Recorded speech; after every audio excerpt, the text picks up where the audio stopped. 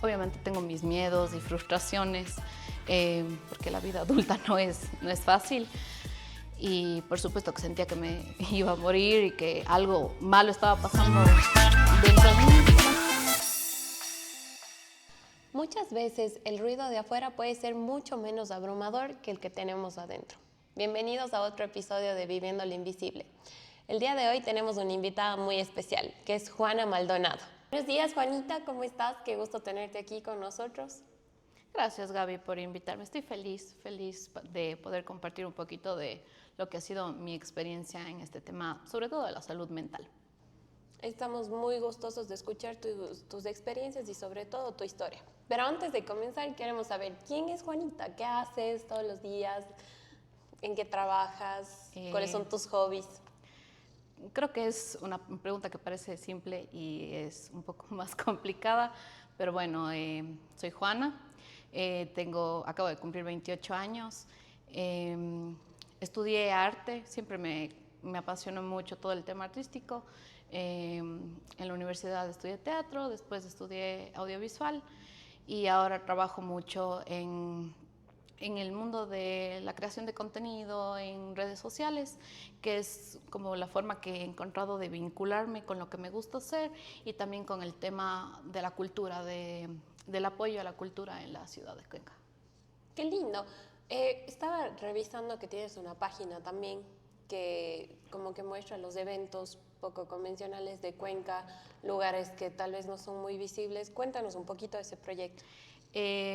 Bueno, cuando me fui a estudiar en España, hace ya 4 años, descubrí que es una ciudad muy rica en cultura, que la gente consume mucho, que invierte mucho en el tema cultural y tienen muchas de estas páginas que sirven como guías, como agendas culturales. Y cuando regresé me di cuenta que había como ese vacío, ¿no? Esa oportunidad aquí. Y por el amor al arte, por el amor a la profesión, sabiendo que hay mucha gente haciendo cosas, muchos artistas con mucho talento que siempre están presentando sus obras, decidí crear como esta comunidad más que página en la que puedo difundir, puedo compartir todo lo que está pasando en Cuenca.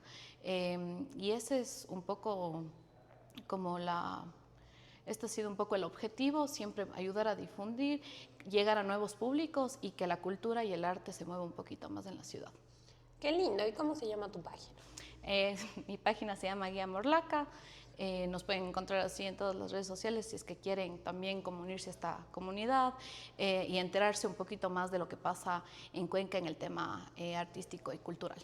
Sí, sobre todo me parece súper interesante porque muchas veces no sabemos, por ejemplo, las obras de teatro que van a ver en la ciudad porque son, digamos, poco promocionadas o tal vez promocionadas solo en el ámbito del arte. Entonces tu página realmente es un camino súper chévere para que todos sepan realmente que hay estos eventos, que la gente puede hacer cosas diferentes en la ciudad, porque generalmente la frase es, ay, no hay nada que hacer en Cuenca. Sí, creo que a mí me ha pasado mucho y justamente desde esa necesidad, desde esa frustración, nació la idea de, no, si hay cosas que hacer, si hay cosas pasando en Cuenca y simplemente no hay un lugar que difunda, un lugar que reúna todos estos eventos para que nuevas audiencias conozcan. Entonces, la idea es que cada vez los teatros estén con nuevos espectadores, que las galerías llegue gente que uno no hubiese pensado y que todos estos lugares que antes se consideraban solo como para artistas, que sean como para todo el público. Me fascina la idea también. Además que veo que también fuera del arte y todo eso, también veo que haces videos de lugares de comida que también son un poquito poco convencionales, a veces son nuevos. Qué bonita iniciativa que tienes también para ayudar a estas personas que están comenzando con su nuevo negocio. Sí, la verdad siento que todos hemos estado ahí como cuencanos en algún momento. Estoy segura que no, si no a todos, a la mayoría nos ha tocado emprender de alguna manera y sabemos que el camino no es fácil. Eh, pero más que eso, de verdad confío en el talento cuencano. Por eso es la guía Morlaca, porque es muy orgullosa de lo que tenemos dentro de la ciudad y de lo que somos como cuencanos. Entonces a veces siento que que solo falta un poco de visibilidad y quiero ser justamente un espacio para eso, para que la gente muestre sus emprendimientos, muestre sus obras de arte, sus proyectos, sus artesanías, muestre su talento en realidad. La verdad me parece una iniciativa demasiado increíble. Te felicito y espero que continúes con esto. Pero, por ejemplo, ¿qué tal es hacer los videos? ¿Te genera alguna clase de angustia, a veces de estrés, de editar? O sea, como que, ¿cómo es el lado? O sea, sí, porque nosotros vemos ya el video perfecto, pero ¿cómo es realmente estar atrás de todo eso? Bueno, la verdad a mí crear en cualquier forma siempre me apasionó. El mundo del audiovisual es algo que me encanta y creo que fue justamente lo que me llevó a estudiar arte en el primer lugar. Y después creo que más que el tema de grabar o editar, que a veces puede ser como un poquito más tedioso o técnico, es el tema de lanzarte, porque dar ese primer como paso o salto al vacío de qué dirán, de me irá bien, de me ver a mi mami y mi ñaña, de llegar al video a alguien más, es como más esa ansiedad de exponerte de saber qué pensará, qué dirá la gente, que el tema de la edición y del audiovisual. ¿Y cómo has logrado manejar esta situación? Bueno, siento que obviamente el haber estudiado profesionalmente para estar frente a una cámara o frente a un escenario, sí te ayuda mucho en el tema de saber desenvolverte, de saber expresarte, de saber hablar o incluso en temas más técnicos de la luz, del plano. Y lo otro es que creo que se dice a veces de forma muy cliché, pero es muy cierto, hacerlo con miedo. Como todas las personas que tú admiras, sea un actor, un deportista, un creador de contenido, lo que sea, tuvieron que empezar desde cero. Entonces, tú también.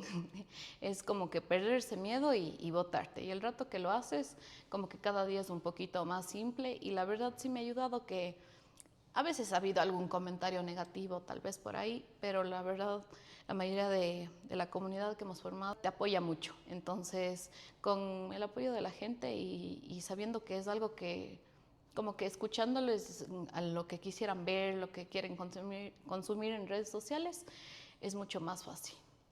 Me parece súper interesante cómo este lado de realmente saber qué va a decir la gente y qué van a opinar y todo, sí genera obviamente ansiedad. A veces estamos ya muy acostumbrados a tener muchos influencers y cosas así, pero para hacerlo también se necesita esa valentía de exponer tu vida al público, de hacer las cosas diferentes. Entonces, realmente es algo muy valiente que hace la gente ahora. Entonces, estoy muy contenta por ti porque hayas hecho todo este lindo proyecto. Bueno, Juanita, y ahora que ya nos contaste tu historia de cómo te muestras ante las cámaras, cómo has logrado crear este proyecto y todo, quiero que nos cuentes del lado que la gente no puede ver, el lado interno, cómo estás tú, cómo está tu lado emocional y cómo haces tú para todos los días seguir siendo esta persona valiente que logra hacer todos sus proyectos realidad. Nada, Gaby, gracias por preguntar cómo estoy, porque siento que es una pregunta súper simple, pero a veces es importante como de verdad profundizar y entender cómo nos estamos sintiendo. Siento que estoy en una etapa de mi vida en la que me siento bien, en la que me siento a gusto con quien soy, me siento bastante expectante de las cosas que me puede ofrecer la vida. Obviamente tengo mis miedos y frustraciones, porque la vida adulta no es fácil, pero creo que he cumplido un proceso muy largo en mi vida para por fin sentirme en bienestar con quien soy y con quien quiero ser. Pero creo que no siempre fue así. Cuéntanos la historia de cómo era la Juanita de antes.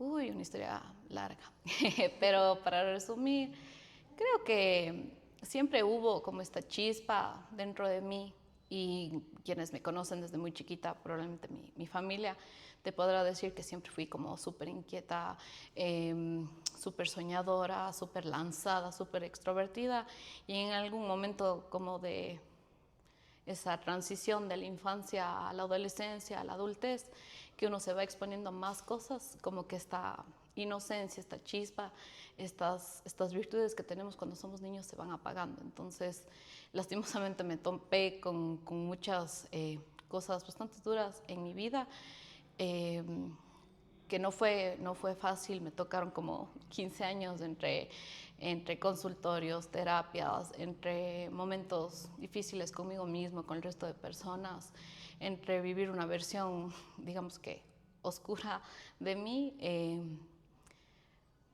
Pero supongo que todo pasa por algo, y también sé que es una frase que se usa muy a menudo y que capaz es muy cliché, pero si no hubiese sido por eso, no hubiese tenido la oportunidad de conocerme tan a profundidad como me conozco ahora. ¿Cómo es ahora?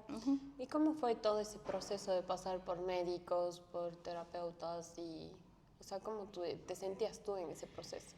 Fue complicado porque si bien estamos como en una era, en una época en la que ya se habla un poco más del tema de salud mental, ya no es de locos ir al psicólogo, ya está más normalizado el tema de la terapia, el tema de saber poner tus límites, el tema de saber cuándo decir que no. Hay cosas que se dicen muy por encima. Entonces, yo era una preadolescente, casi una niña, cuando tuve mi primer ataque de ansiedad, por ejemplo. Y por supuesto que sentía que me iba a morir y que algo malo estaba pasando dentro de mí. Bueno, no malo, sino algo extraño. Algo estaba mal. Y no sabía cómo expresarlo, y por ende la gente de afuera no sabía cómo ayudarme. Y desde ese primer ataque, te digo, fueron como unos 3, 4 años para que, incluso yendo a terapia, me digan, ah, sí, es esto. Entonces, para que te den un diagnóstico. sí, es complicado por el mismo tema de lo que estás sintiendo, pero además porque no siempre se le pone un nombre, y si no tienes un nombre o un diagnóstico, es muy difícil que alguien te pueda acompañar o ayudar. Y si pudieras ponerle un personaje a tu ansiedad, ¿quién sería? Ay, bueno, en realidad no sé si esto es terapia o lo aprendí yo, pero mi ansiedad se llama Petunia. Yo creo que alguna vez sí hemos hablado de esto, y le puse un nombre como para separarle un poco de lo que de verdad soy. Y no sé, es muy extraño. A veces se siente como en las películas cuando tienes el angelito y el diablito. Ya que te está hablando ahí. Pero la ansiedad, a pesar de que se podría creer que es del diablito, son las dos. Como que es una mezcla de voces que te confunden mucho. Entonces yo siento que es eso, como que estos dos personajes que te están hablando para poder tomar una decisión, ya sea simple o complicada o cotidiana. Siento que es lo más parecido tal vez a lo que... De lo que puede ser. ¿Y cómo es la personalidad de la Petunia? Chuta. ¿Qué te dice, por ejemplo, cuando estás yendo a hacer, por ejemplo, tu primer video de la guía Morlaca? ¿Qué te estaba diciendo en ese momento? A veces, bueno, ahora no me acuerdo porque realmente siento que es una voz que está o estaba acostumbrada a que sea constante, que habla unas 1000 palabras por minuto. Entonces más que lo que te dice es como esa sensación de angustia que te genera, como que de que algo está mal, que algo malo está pasando, de que algo malo va a pasar, en todos los escenarios. Es como que tener el poder de los Avengers, de ver todos los multiversos y todas las posibilidades en los multiversos, Y todo todo a la mal. vez. Ok. Entonces, siento que va un poco por ahí, no es tanto como las palabras que puedo emplear, sino es muy frustrante porque ves muchas probabilidades en segundos. No sé si es que me hice como No, que... sí, obvio. O sea, es que así vive cada uno, o sea, la ansiedad de diferentes maneras y de cierta manera a veces se apodera de nosotros. O sea, por ejemplo, a mí cuando me da ansiedad me da atracones. O sea, yo tengo muchos atracones. Generalmente no siento que algo malo va a pasar ni nada, sino ya me da hambre y comienzo a comer y no puedo parar así. Entonces, como que yo no siento tal vez que alguien me está hablando, pero después de que acabo de comer tanto, tengo ese Entonces, sentimiento de culpa, o sea, esa tristeza y todo eso. Entonces, Sí, sabes, creo que hay algo muy importante en lo que tú dices y obviamente no por minimizar lo que tú sientes, porque la ansiedad, como todas las emociones, son útiles y están ahí como para nuestra supervivencia, pero sí hay que diferenciar que existe la ansiedad como emoción y ya cuando se habla de un trastorno de ansiedad, que son dos cosas completamente diferentes. Claro. Entonces, obviamente tú puedes sentir esto en un momento, pero hay que considerar que la persona con trastorno de ansiedad, ya sea cualquiera de los que están en este espectro, se vive eso todo el día, como que en un círculo, como que es en un Todo el ciclo tiempo. infinito. Entonces, yo creo que también eso es muy importante porque cuando recién empecé con este tema de mis crisis o mis ataques de ansiedad, la gente decía, pero claro, es normal, todo el mundo tiene ansiedad, Eli, estás muy estresada, o... Relájate un poquito. Claro, y obviamente hay algunos detonantes, pero ya, ¿cuándo es el límite? O sea, ¿cuál es el límite entre una ansiedad que siente una persona normal con una emoción y cuándo pasa a ser algo más? Ya algo más fuerte. ¿Qué es lo que la gente no ve cuando tú estás pasando por un momento de ansiedad? En realidad creo que ven muy poco. Y sobre todo en mi caso, yo soy una persona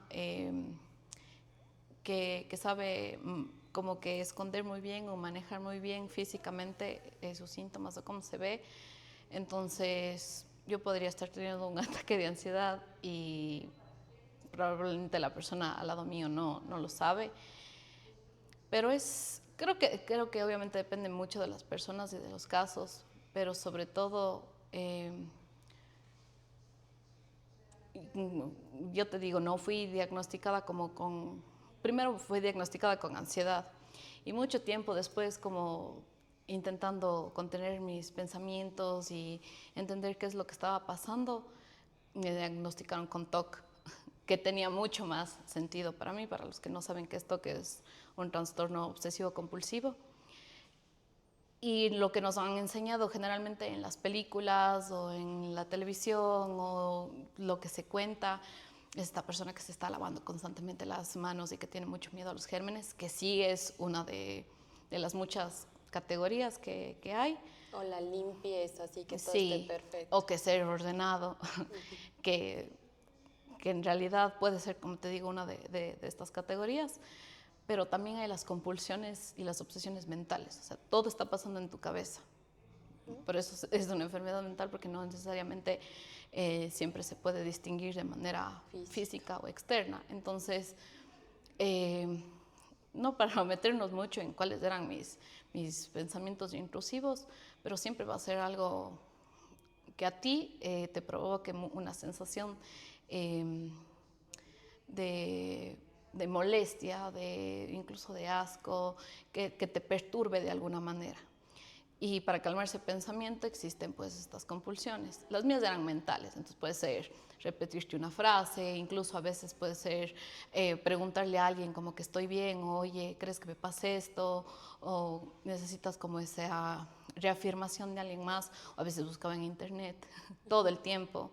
Como que son esas pequeñas acciones que tú haces Y por para... ejemplo, ¿qué buscabas? O sea, Bueno, es muy complicado, pero generalmente lo mío siempre enfermedades, fue en temas religiosos, incluso en temas sexuales, como que pensamientos que me perturbaban de muchas formas.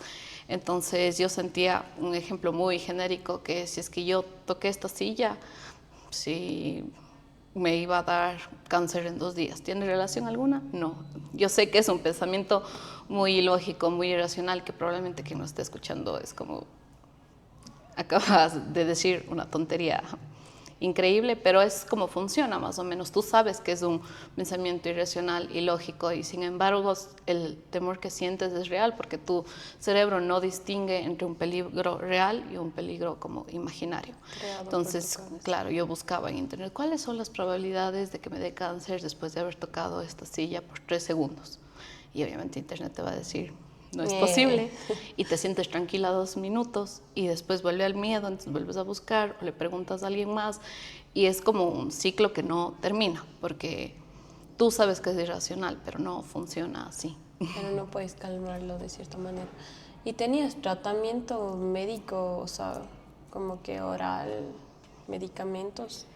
Al principio no, al principio fui solo al psicólogo, como intenté de todos los tratamientos posibles como para que estos comportamientos paren y ya después, más o menos a los 15 años, fue la primera vez que tomé medicamento, pero eran tan fuertes que, claro, paraban los pensamientos, pero también tenía mucho sueño o mucha debilidad y no podía rendir en absolutamente nada. Entonces dejé los fármacos porque obviamente no me permitían funcionar como una persona y le tuve mucho miedo por mucho tiempo. Y de ahí como a los 18 años me tocó volver a retomar en una de esas crisis súper fuertes y esta vez fue diferente porque fueron fármacos que se alinearon a mí y que de alguna manera permitieron que estos pensamientos se vayan aplazando, se vayan haciendo más leves. ¿Y ya dejaste de tomar estos fármacos? Bueno, volví al tratamiento como que muchas veces porque tenía tenido algunos relapsos, pero voy ya casi 5 meses sin medicamentos de nuevo. Entonces, ¿Y qué tal? ¿Cómo te has sentido? O sea, ya sin tener ese bastoncito de ayuda. al principio mucho miedo porque obviamente, sobre todo viniendo de estos momentos de relapso, sientes como que chuta, de le voy a estar bien 3 meses y me va a tocar volver a los medicamentos o a las pastillas o a cualquier fármaco que esté consumiendo. Pero es una cuestión de ir día a día. Y siento que ahora tengo otras herramientas que no tenía antes y tengo el conocimiento sobre mí que no tenía antes y también sobre mis padecimientos que no tenía antes. ¿Y cuál crees que es el consejo de la gente que más presión te genera cuando estás en estos momentos de ansiedad? Chuta, no sé. La verdad es que ahora he aprendido como a escucharme a mí misma un poco, pero el de todo va a estar bien, tranquila, tranquila, no tienes de qué tener miedo, porque obviamente sé que no, no hay nada de lo que tenga que tener miedo, es algo irracional, pero tengo miedo, entonces como que sí me enoja un poco pero ¿por qué estás asustada? ¿O de qué tienes miedo? Quédate Si nada tranquila. malo va a pasar, estate tranquila. Eso creo que es así como que además de ansiedad me da full mal genio y la mezcla de las dos no es algo bueno. Así que por favor no le digan nunca a nadie con ansiedad. ¿Y cuál Quédate crees que tranquilo. serían las palabras perfectas para un momento como este? Creo que es diferente en cada persona, porque tal vez lo que funcione para mí no va a funcionar para ti, pero a veces más que palabras siento que es el estar. Como me siento feliz de que tengo personas a las que puedo decirle como que sabes que estoy pasando por esta crisis de ansiedad o me estoy sintiendo hoy de la mierda, ay, no sé si puedo decirme las palabras. Sí. Y yo, o me estoy sintiendo hoy súper mal y es como que, ok, y simplemente saben, calas. Entonces no te dan un peso más de que además de que estás teniendo un día de AM, es como que, ¿y qué te pasa? Y estás de nuevo con esa cara. Ajá, Y te y noto cuéntame, frustrado. pero ¿qué te pasa? Si no, simplemente te dejan ser y estar. Entonces creo que eso es lo mejor que le puedes regalar, no solo a alguien con ansiedad, sino a alguien pasando por cualquier proceso como duro y que tal vez en ese momento no pueda exteriorizar lo que está sintiendo o no quiera. Entonces, eso, estar.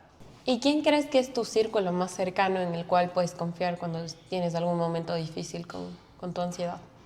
Bueno, creo que mis amigas, porque somos como que nos conocemos desde mucho tiempo, entonces saben cuando tengo un día malo.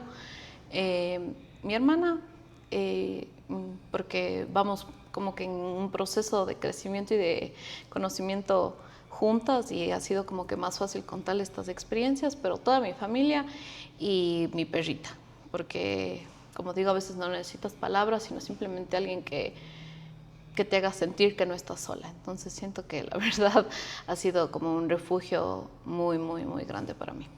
Sí, qué importante que es tener una mascota a veces es un amor infinito y una compañía impresionante. Qué lindo que le hayas mencionado a la Estela. Estela Marín. Estela Marín. Sí, es hermosa y realmente creo que es un apoyo gigante. Y bueno, cuéntame, ¿qué le dirías de esa Juanita que tenía 15 años y recién estaba comenzando a sentir todas estas cosas? No sé, creo que justamente he venido de un proceso de intentar sanar mi niña interior y de aceptar las cosas como han sido, porque a veces sí miro atrás y siento que esta sensación de que la vida fue muy injusta en muchas maneras y yo sé que tuve muchos privilegios, pero en otras fue muy duro y de verdad era como que siempre que veía hacia atrás era como que ¿por qué a mí? Qué injusto. Y no se iba a poner más fácil, entonces le veo con mucha,